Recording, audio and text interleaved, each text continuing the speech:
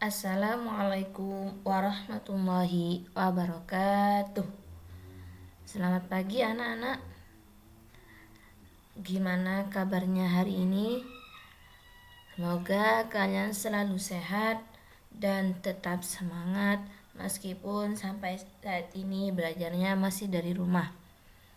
Anak-anak, hari ini kita akan melanjutkan materi yaitu tema 2, subtema 2, pembelajaran yang pertama, bekerja sama mencapai tujuan.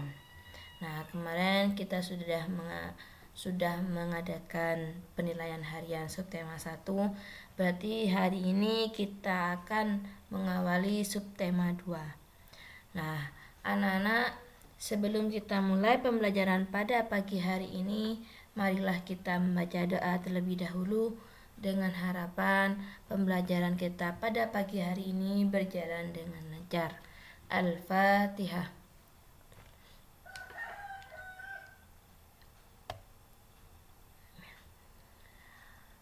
Anak-anak yang hebat, silakan kalian siapkan bukunya dan simaklah video pembelajaran dari Bu Iyil ini.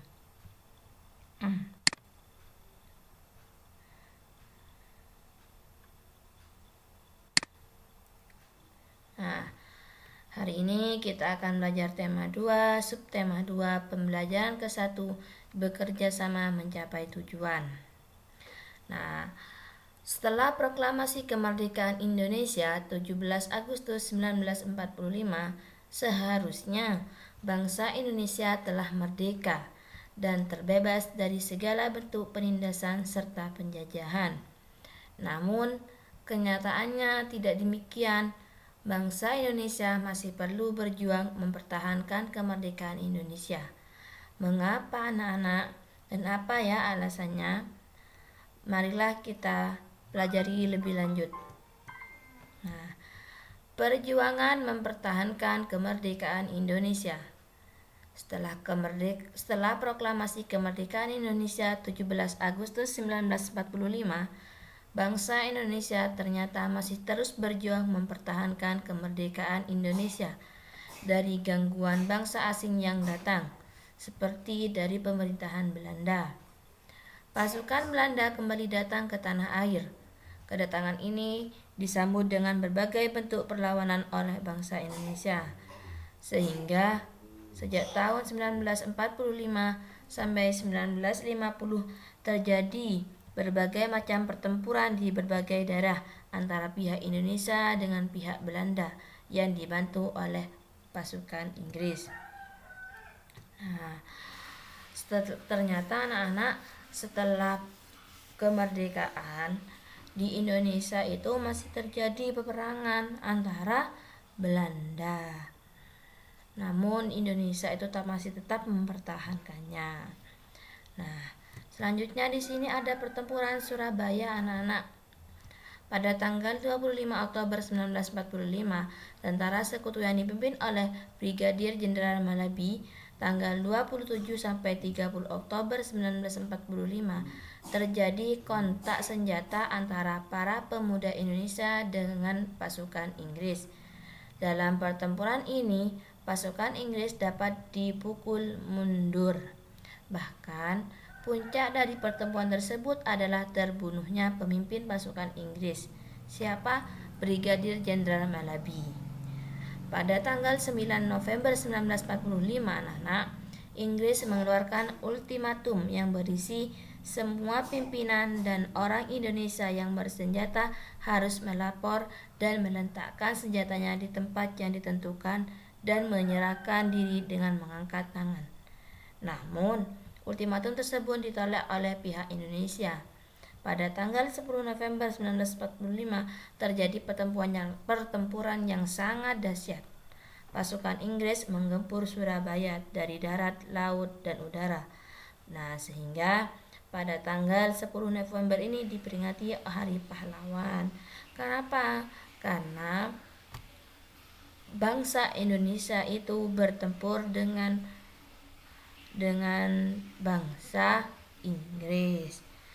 Sehingga tanggal 10 November ini diperingati oleh Hari Pahlawan anak-anak. Nah, Untuk tugasnya, silakan kalian membuat pertanyaan tentang apa, mengapa, siapa, bagaimana, kapan, dan di mana.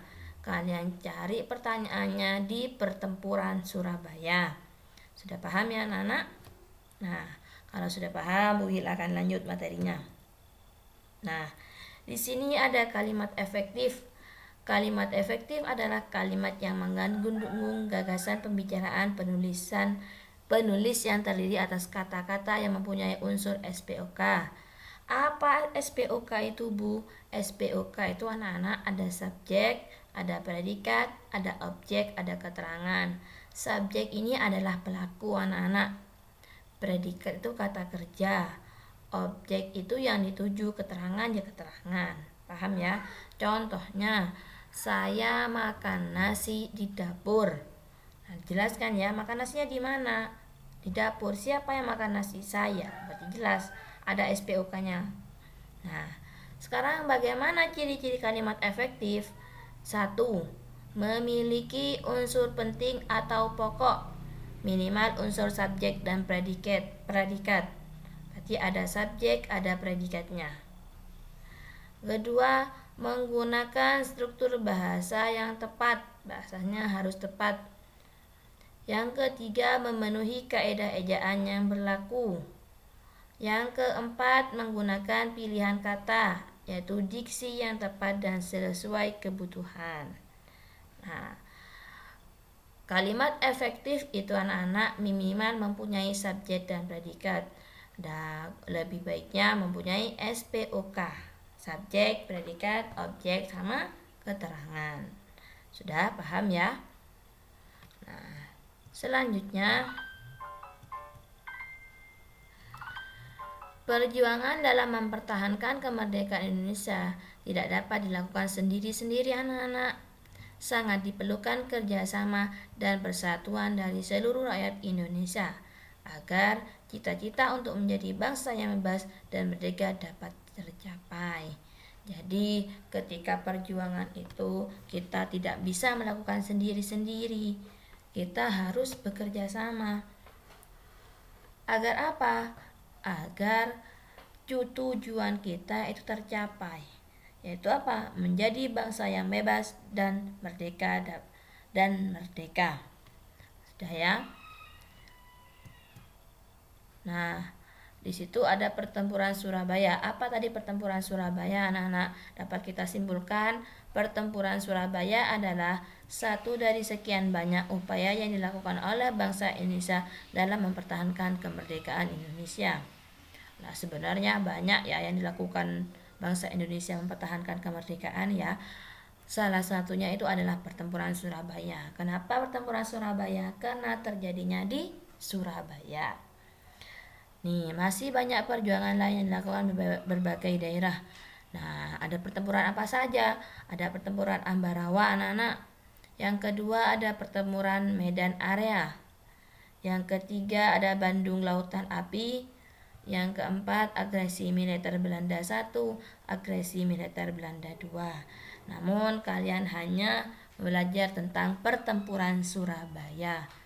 Nah, tadi 10 November diperingati hari apa anak-anak?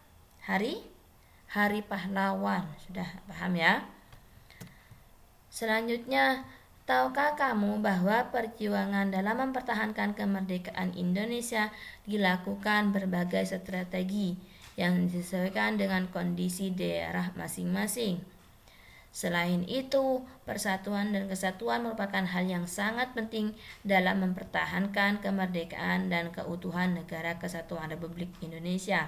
Nah, ketika mempertahankan kemerdekaan Indonesia, anak-anak, Indonesia akan melakukan strategi. Apa itu strategi? Strategi itu cara, anak-anak. Caranya mempertahankan. Kalau dari lawan, dari negara yang akan mengambil ini, negara yang memerangi Indonesia itu bersenjata pilot, bersenjata bom. Sedangkan Indonesia anak-anak cuma hanya bersenjata bambu runcing.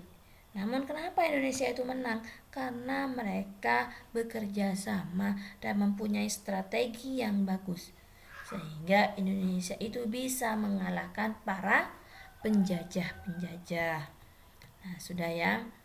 Nah, anak-anak, sekarang kita akan mempelajari tentang IPA, yaitu tentang cara hewan menyesuaikan diri dengan lingkungan tempat tinggalnya.